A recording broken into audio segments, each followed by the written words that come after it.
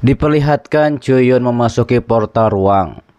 Chuyun mengetahui jika bukan karena piton pemakan roh primordial sangat peka terhadap perubahan ruang, mungkin ia akan terkubur di bawah celah ruang ini. Bahkan praktisi kaisar pun akan kesulitan menahan kekuatan celah ruang. Kemudian Chuyun pun memasuki suatu ruang yang sangat bercahaya, hingga akhirnya ia pun berhasil memasukinya.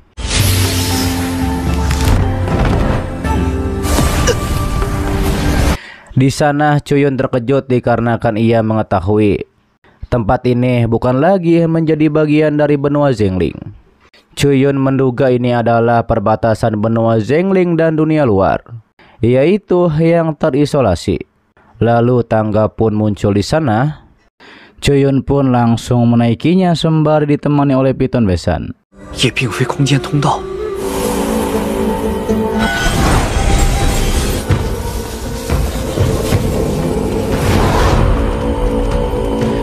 Namun Chuyun berhenti dikarenakan di sana sepertinya ada sesuatu. Chuyun langsung mendatanginya bersama piton besan, kemudian langsung masuk ke dalam bongkahan es tersebut. Setelah masuk, Chuyun terkejut. Ada patung dirinya yang besar yang dibuat dari bongkahan es yang pastinya itu dibuat oleh Liu Xiang. Terlihat di patung itu ada tulisan Liu Xiang yang mengatakan bahwa ia sangat merindukan Chuyun. Chuyun juga mengatakan bahwa ia juga selalu memikirkan Liu Xiang. Kemudian Chuyun mengambil patung es itu, lalu meneruskan perjalanannya dan mengikuti jalan kuno itu. Yun Gege, 一定是刘香刻下的。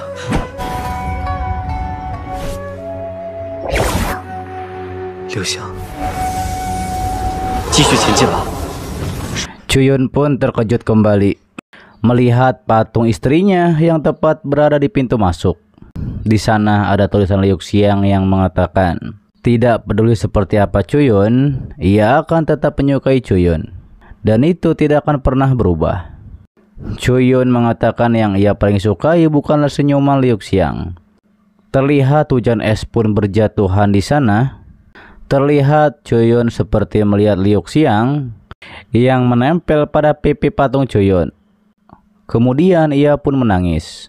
Air matanya pun jatuh kepada Chuyun, hingga Chuyun bilang bahwa Liu Xiang benar-benar gadis yang bodoh.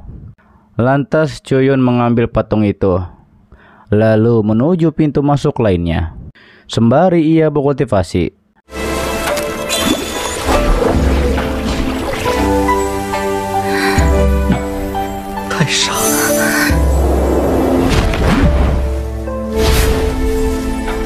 Namun terlihat di batu reinkarnasi, Chuyun mengumpulkan semua patung es dirinya yang telah dibuat oleh Liu Xiang.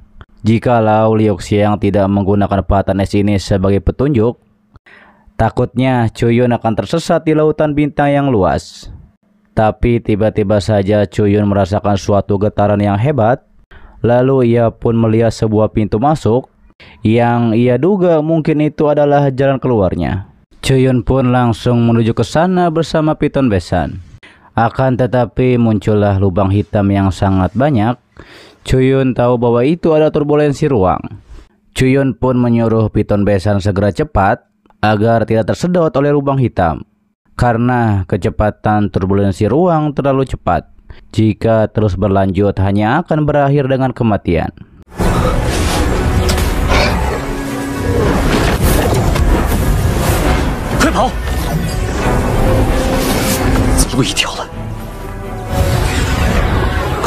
Ia pun hanya bisa bertaruh.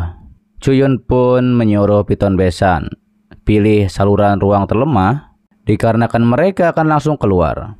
Hingga pada akhirnya Chuyun pun berhasil melewatinya. Namun muncullah seorang praktisi wanita yang mengatakan, setelah ribuan tahun, gerbang terlarang ada yang memasukinya. Mungkinkah orang lain telah menyeberangi jalan kuno cahaya bintang? Dia bilang sepertinya ini adalah kesalahannya. Setelah ribuan tahun lamanya, seseorang dapat melewati jalan kuno cahaya dikarenakan hanya dalam waktu lebih dari 1 tahun. Bagaimana bisa muncul orang kedua? 已经算是奇迹。第二人， Kemudian diperlihatkan di suatu dunia lain, ada seorang wanita yang tidak sengaja menemukan Chuyun yang tergeletak di sana. Ia pun menanyakan apakah Chuyun masih hidup. Hingga akhirnya Chuyun membuka matanya. Ia mengatakan sepertinya ia berhasil selamat. Wanita itu mengatakan Chuyun mengalami cedera yang cukup serius dan harus segera diobati. Wanita itu mengatakan bahwa ini berada di luar kota Jiuxiao. 严重，需要尽快医治。这应该是你呢？姓楚，这里是九霄城外。 Ia bilang kastil keluarga Ye ada di depan. Diketahui nama wanita itu bernama Ye Xuan. Chuyun juga memperkenalkan dirinya bernama Chu Xingyun. Kemudian Ye Xuan pun langsung membawa Chuyun ke tempatnya. Dikarenakan Chuyun harus segera diobati. Ketika di jalan Chuyun mengetahui bahwa usia Ye Xuan baru 14 atau 15 tahun, tapi sudah ada di ranah roh surgawi tingkat 3. Dengan bakat seperti ini, di seluruh benua Behuang juga jarang sekali muncul. Diperlihatkanlah kakak Ye Xuan yaitu Yeling terkejut melihat adiknya membawa seseorang yang terluka parah. Ye Xuan menceritakan bahwa ketika ia menemukan Chuyun berada di tepi danau dan mengalami cedera yang serius. Adiknya pun meminta agar kakaknya mengobati luka Chuyun, tapi Yeling tidak ingat kalau ada margacu di sekitar kota Jiuxiao. Chuyun mengatakan bahwa ia datang dari negeri yang sangat jauh dan ia mengalami kecelakaan di tengah perjalanan. Itu sebabnya ia cedera cukup parah. Tadinya Chuyun akan pergi saja, tapi terlihat ia sudah tidak kuat lagi. 中途因为出现了些许在下来自一处打扰，楚某这楚就行云，我记得酒吧。叶灵姐姐，你快帮。 Ye Xuan pun meminta kakaknya untuk mengobati, dikarenakan ketika orang tua mereka masih hidup, kita selalu diingatkan harus membantu sesama. Hingga pada akhirnya Yeling pun mengobati Chuyun dengan tripod kudonya. Chuyun tahu kultivasi Yeling, Diying yang tingkat 3, dan roh bela diri tungku kuno ini juga berada di kelas 6. Chuyun tidak menyangka praktisi di istana peri ini hampir tidak ada bedanya dengan praktisi yang ada di benua Behuang. Satu-satunya perbedaan adalah kesenjangan antara praktisi dari kedua wilayah. Yeling mengatakan bahwa lautan roh Chuyun mengalami beberapa kerusakan, tidak bisa menggunakan kekuatan spiritual untuk sementara waktu. Daripada itu, Yeling pun akan membantu Chuyun. Chuyun pun berterima kasih akan hal tersebut. Yeling bergumam bahwa Chuyun ini cukup tampan, hingga ia menyadari bahwa Chuyun hanyalah pasiennya. 确实英俊，调养身体吧。劳烦 Ye Xuan menjelaskan bahwa tempat mereka dikenal sebagai benteng keluarga Ye. Awalnya ayah mereka adalah penguasa benteng keluarga Ye. Namun saat ayah dan ibu mereka pergi keluar dan meninggal, secara bertahap mereka ditekan oleh orang lain. Untuk menghindari masalah, kakaknya membawa dirinya pindah ke kebun obat ini, yaitu di luar kota Jiuxiao. Chuyun mengetahui bahwa hati Yeling begitu kuat dari penampilannya, yaitu yang lembut dan feminim. Lalu muncullah seorang pria yang menanyakan, mengapa ada Chuyun di benteng keluarga Ye? Yeling mengatakan bahwa itu bukan urusan pria tersebut. Tapi pria itu memberitahu, jika ada gosip kalau Yeling membawa pulang seorang pria, itu akan merusak reputasi Yeling. Hingga akhirnya Yeling pun mengusir pria itu. Chuyun bergumam tampaknya situasi mereka di benteng keluarga Ye jauh lebih sulit yang Chuyun bayangkan. 说完了，请立刻离开这里我。想中要艰苦得多。比爹娘的人一般见识，一旦传出去， Setelah hal itu, Chuyun pun dirawat di kamar keluarga Ye. Ye Xuan mengatakan tidak akan ada yang bisa mengganggu Chuyun di sini. Tapi Chuyun bilang bahwa ini terlalu berlebihan, dikarenakan ia diperban seperti mumi. Chuyun menanyakan situasi dunia luar pada Ye Xuan, dikarenakan Chuyun berasal dari desa terpencil. Ye Xuan pun menjelaskan istana peri kami terletak di bagian timur dunia. Diketahui di bagian timur terbagi menjadi 9 negara bagian. Setiap negara bagian membentang jutaan kilometer. Selain istana peri kami, alam iblis juga terletak di utara dunia. Gunung 10.000 iblis juga terletak di selatan dunia. Di istana peri ada 5 kekuatan besar. Semua praktisi maharaja bersama dengan usaha 5 orang ini untuk membangun istana peri. Ye Xuan juga menceritakan, benua Zhengling adalah tempat yang sangat tandus. Awalnya istana peri dan benua Zhengling dihubungkan oleh 2 formasi teleport. Namun dalam perang besar puluhan ribu tahun lalu, praktisi alam iblis dan gunung 10.000 iblis bekerja sama untuk menghancurkan formasi teleport. Setelah rusaknya formasi, ada banyak orang kuat di istana peri yang ingin memperbaiki formasi. Juga banyak orang yang melangkah ke jalan kuno cahaya bintang, tapi tidak ada kabarnya lagi. Chuyun tahu itu adalah jalan kuno cahaya bintang yang ia lewati. Dari situasi itu, 2 dari 5 praktisi maharaja bergerak dan memasuki jalan kuno cahaya bintang. Akan tetapi hasilnya sama saja. Setelah puluhan ribu tahun, masih belum ada kabar dari mereka. Sejak saat itulah tidak ada yang berani melewati jalan kuno cahaya bintang. Formasi transmisi spiritual juga disegel. Juga dianggap terlarang di istana peri ini. 起来，变为了仙庭记。自从此事后，再也奈何，结果依旧。 Terlihat dalam 3 bulan sepertinya Chuyun sudah hampir pulih. Chuyun mengatakan ini semua berkat keterampilan pengobatan Nona Yeling. Chuyun mengetahui 2 praktisi maharaja yang hilang di jalan kuno cahaya bintang adalah Saulo Kyo dan Di Tianyi. Chuyun akan mencari tahu siapa mereka. Hanya saja saat ini Chuyun harus menyembuhkan dirinya terlebih dahulu. Terlihat ketika Ye Xuan sedang berlatih, Chuyun dengan penampilan barunya mengatakan, Ye Xuan berlatih ke jalan yang salah. Ye Xuan telah sepenuhnya memahami praktek teknik tubuh ini. Namun justru dikarenakan hal itu membatasi menggunakan kemampuan Ye Xuan.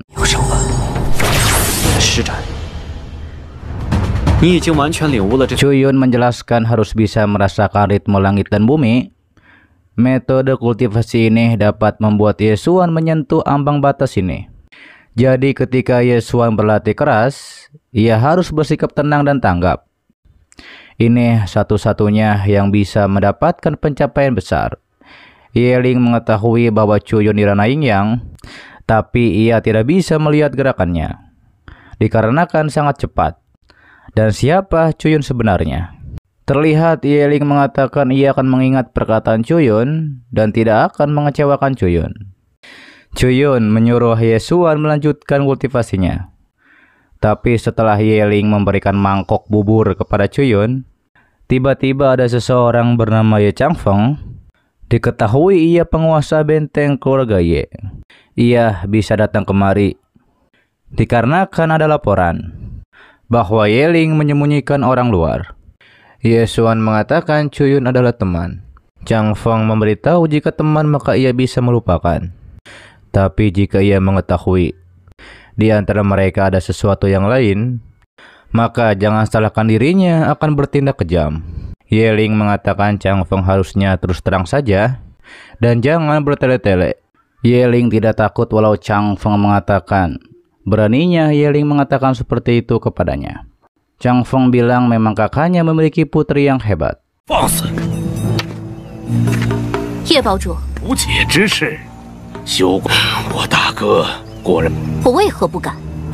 Diketahui Changfeng adalah adik dari ayah Yeling. Setelah Changfeng pergi, tiba-tiba saja Yeling pingsan. Kemudian ia pun sadar dan berjalan kembali. Chuyun menanyakan sebenarnya apa yang terjadi di sini. Ye Xuan menjelaskan sejak kematian ayah dan ibunya, Ye Changfeng berhasil mendapatkan gelar penguasa benteng keluarga Ye. Tapi bakat kultivasinya sangat rendah dan tidak dapat melangkah ke ranah nirvana.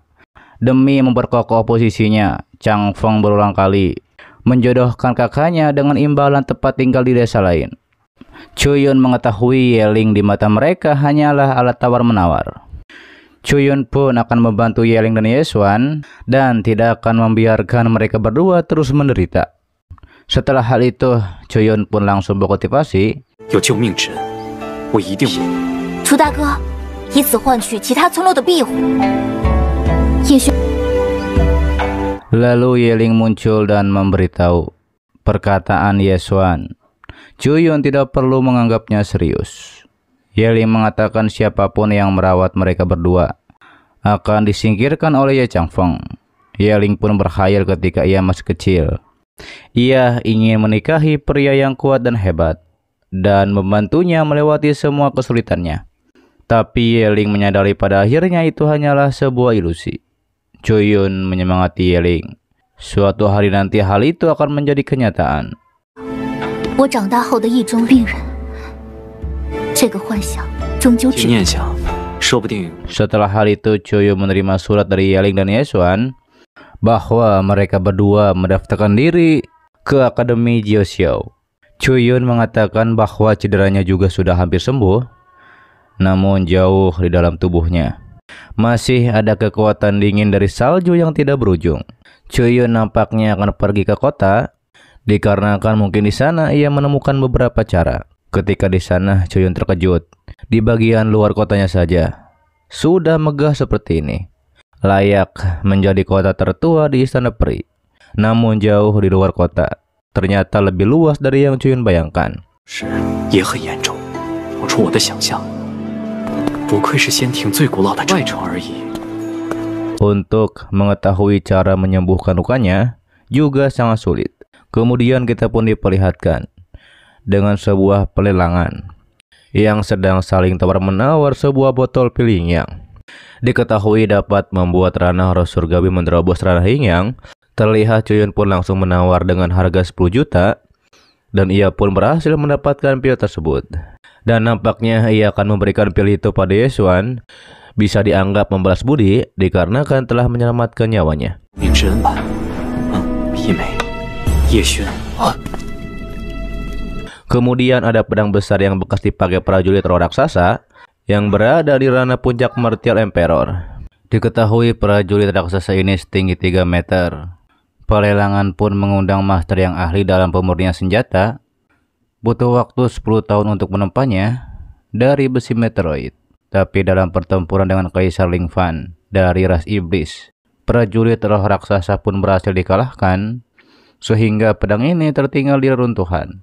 Terlihat Chuyun nampaknya akan mendapatkan pedang besar itu, dikarenakan ia kebetulan kekurangan senjata yang cocok. Pemandu lelang pun memulai harga pedang besar ini dengan 100 juta batu roh. Terlihat ras harimau mengatakan, nampaknya pedang ini tidak akan terjual, dikarenakan harga sebelumnya saja mencapai 1 miliar batu roh. Ia juga menduga nampaknya tidak ada praktisi yang mampu meleburkan sisa-sisa senjata kaisar dan juga menyempurnakannya. 残片也是天外云铁所。腻了，没办法，拍卖品，底价更是高达。又要流拍了，天启，这几乎是少之又少，而且 Ketika pemandu lelang akan menutup dikarenakan tampaknya tidak ada yang berminat, Chuyun pun langsung menawar dengan 110 juta batu roh. Orang-orang pun menduga Chuyun adalah pria bodoh yang banyak uang. Chuyun tahu ia tidak bisa menyempurnakan pedang ini, tapi ia hanya bisa memotong dan juga memolesnya, mengubah pedang besar ini menjadi pedang yang hebat, kemudian menghidupkannya kembali. Bahkan kehendak kaisar bela diri pun juga tidak ada alasan untuk menolaknya. 想必改铸成一柄大剑。 Terlihat Chuyun mengatakan jika pedang besar ini tidak dilebur kembali, tidak akan bisa menjadi pedang yang kuat, dan nampaknya lebih cocok ditempa menjadi sebuah golok perang. Hingga pada akhirnya Chuyun mulai melebur pedang tersebut dengan kekuatannya. Chuyun pun masuk ke dalam alam bawah sadar pedang besar. Terlihat di sana prajurit raksasa sedang bertarung dengan gajah merah yang memiliki cula yang cukup banyak. Chuyun mengetahui gajah ini memiliki kekuatan Super Emperor.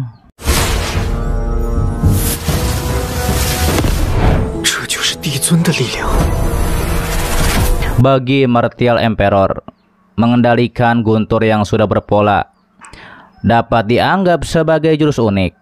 Dan ini hanyalah teknik pelepasan tanpa batas yang dapat digunakan Superman Emperor sesuka hatinya. Terlihat terjadilah bentrokan hebat antara Gajah Merah dan prajurit raksasa, hingga pada akhirnya prajurit raksasa pun terpental dan ia pun melebur. Chuyun mengatakan jika tidak menunjukkan bakat, sulit untuk mendapatkan pengakuan dari senjata Superman Emperor. Terlihat perang besar itu pun mengejar dan menyerang Chuyun, namun Chuyun menghindar dengan kekuatan ruangnya. 若不展露一点本领的话，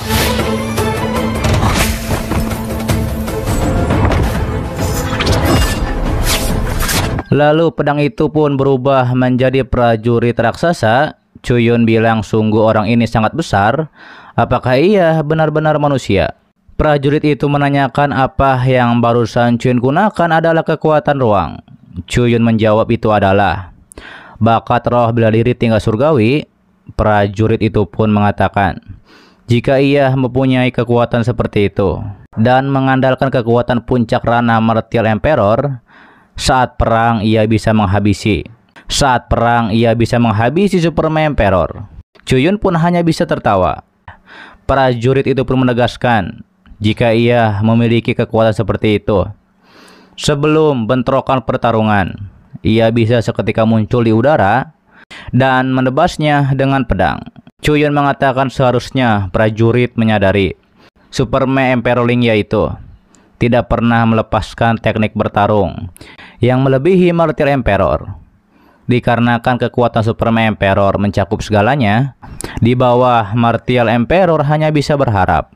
Walau prajurit itu menggunakan kekuatan tertingginya, sangat tidak mungkin untuk menghabisi ranah Superman Emperor.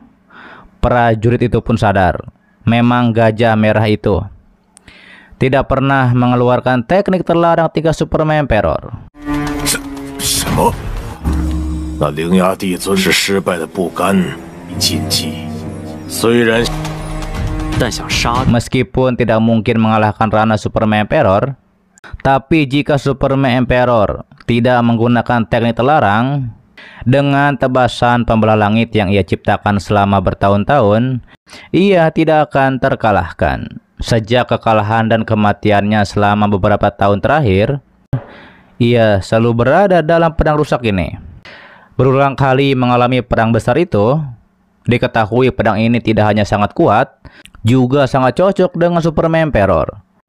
Yang lebih penting, meskipun lawannya lebih kuat darinya, juga tidak bisa melukainya. Chuyun mengatakan dengan jurus ini, prajurit itu memang tidak terkalahkan di antara ranah Martial Emperor. Prajurit bilang, ia telah merasakan pikiran dan niat Chuyun bahwa Chuyun ingin merubah pedang rusak ini menjadi bilah perang. Ia pun menyetujuinya. Hanya saja tubuh Chuyun masih terlalu muda, jadi tidak cocok dengan teknik tebasan pembelah langit. Meskipun tidak cocok, tapi bukan tidak mungkin menggunakannya. Karena itu, prajurit pun akan mengajari Chuyun teknik pembelah langit ini. 你的身材还是太刀，这一点开天斩传授给你，虽然不适合，但却创造的开天斩。 Namun ternyata ada syaratnya. Syaratnya adalah Chuyun harus menemukan pengganti yang cocok untuknya, yaitu dalam waktu yang tepat. Berikan padanya tebasan pembelah langit, dan bilah pedang ini digunakan untuk melawan pasukan iblis dan juga melindungi umat manusia. Chuyun pun menyetujui syarat tersebut dan akan menyelesaikannya sekuat tenaga. Terlihat Chuyun pun memulai formasinya untuk meleburkan pedang besar ini. Prajurit itu pun mengetahui bahwa formasi Chuyun misterius, lalu ia pun akan membantu Chuyun sebelum ia menghilang. Chuyun mengetahui dikarenakan ia sudah memiliki senjata, sudah saatnya untuk berlatih keterampilan yang baru. Chuyun membandingkan bahwa pedang lubang hitamnya dipegang satu tangan memiliki kecepatan yang lebih tinggi, yaitu ketika menyerang, tapi dalam hal kekuatan lebih lemah dari tebasan pembelah langit. Mungkin kekuatan pinjaman dari tebasan pembelah langit dapat disimpan, lalu metode serangan balik yang dipinjam darinya digabungkan ke dalam teknik gunung meteor. Kemudian Gajah Superman Emperor pun akan menyerang Chuyun. Lantas Chuyun pun langsung menebasnya dengan pedang besar. dan berhasil mengalahkan gajah itu. 正好，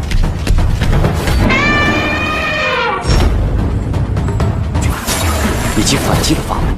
Choyun tahu ini adalah jurus pedang baru yang menyatukan esensi dari dua dunia. Choyun pun akan menyebutnya tebasan reinkarnasi. Setelah hal itu, Choyun pun pergi. Ketika di jalan, Choyun menabrak ras harimau, tapi harimau langsung takut ketika ditatap oleh Choyun. Terlihat orang-orang dari ras pun membicarakan, ujian tahunan akan segera dibuka. Selama berhasil lulus ujian, akan masuk ke Akademi Jiuxiao. Harimau mengatakan, ia ingin tahu berapa banyak wanita cantik yang akan muncul kali ini. Sedangkan Choyun bergumam, keberadaan Liu Xiang tidak mungkin bisa diketahui dari alun-alun kota, namun dikarenakan adalah salah satu akademi tertinggi umat manusia, pasti Liu Xiang berada di sini. Dan mungkin saja Liu Xiang mengganti namanya. Pasti salah satu orang ini adalah Liu Xiang. Dan Choyun pun akan datang untuk menemuinya. 他换了名字，也许他换了意，那刘香一定就是那个人，刘香打探出来的。 Oke guys, itu adalah dari Spirit Sorcerer Ride part ke-52-nya di season 4 kali ini. Untuk part selanjutnya akan diupdate secepatnya, dikarenakan memang ini sekaligus diupload 3 episode ataupun 4 episode ya. Oke, dan terima kasih buat kalian yang menonton sampai detik ini dan selalu mensupport channel admin. Sehat-sehat buat kalian semua. Dan jangan lupa di subscribe agar kalian tidak ketinggalan setiap notif berikutnya. Loncengnya juga dipencet, oke? Agar kalian tidak ketinggalan setiap video baru lainnya. Dan sampai jumpa kembali di video selanjutnya. See you next time and bye bye. Assalamualaikum warahmatullahi wabarakatuh.